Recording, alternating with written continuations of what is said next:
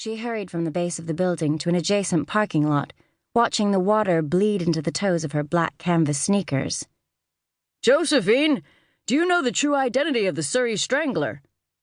She calculated the distance to her car. 20 feet? 30? "Is the sun going to keep you on?" Cold rain trickled down the back of her neck and traced the top of her spine, almost to the car, almost safe. And there it was, the question she'd been dreading. "Josephine, how does it feel to be responsible for the death of another human being?"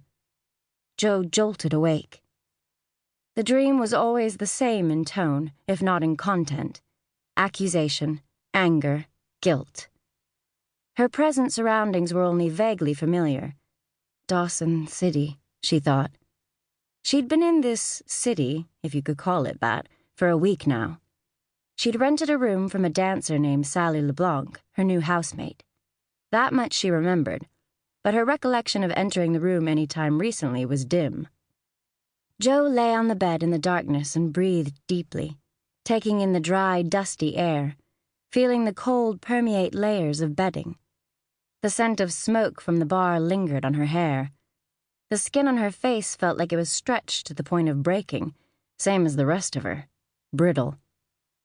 She listened to a heater working overtime, thinning out the air even more. Her tongue was coated in a layer of something thick and sour, and her head throbbed.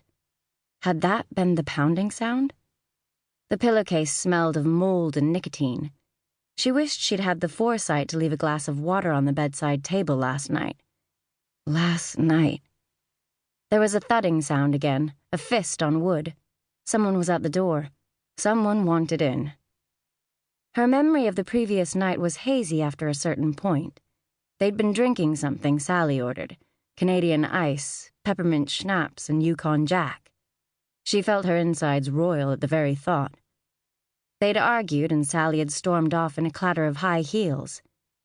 Alone at the bar, Joe had quietly observed the woolly strangers around her, searching for some hidden connection with another person, finding nothing. The dark winter months had stretched out before her then. She'd toyed momentarily with the idea of leaving on the next flight out. Last chance before freeze-up, when the Yukon River froze and the ferry to the west was dry-docked. Then the top-of-the-world highway to Alaska would close, the airport would follow suit, and the Klondike Highway, the only route out via the south, would begin to snow in. She'd shivered and pushed the thought away. A winter in Dawson might be punishing, but it was at least a chance to start over.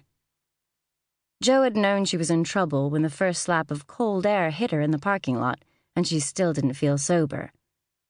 The stars had looked messy as she'd squinted at them, and she'd fought the urge to rearrange them.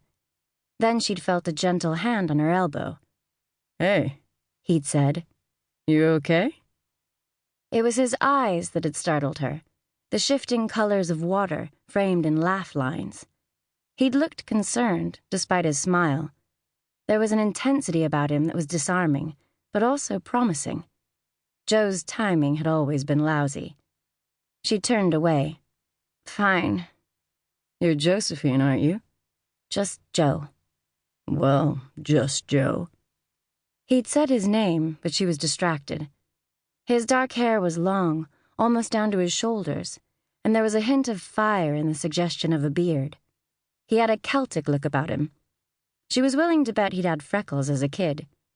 He'd removed his glove to shake her hand, so she'd done the same, and felt an electric jolt when their skin met. She'd shoved her mittens back on and thrust fists back into pockets, while he'd layered on thick gloves. What had he said his name was? Byrne? Bernie? Then Joe had remembered reading something about him during her first couple of days in Dawson. Byrne. "You're the artist, right?" "Yeah. Maybe you should let me paint you sometime," he'd said. "Is that a line?" "Most definitely. I'm a carver," said with a smile. Joe had seen his carvings around Dawson, smooth, elegant lines, hewn from wood and antler and bone. Many of the statues were snarling wolves, or the stray huskies that loped through town with heads lowered and tails down, sniffing the bones of buildings abandoned since the gold rush.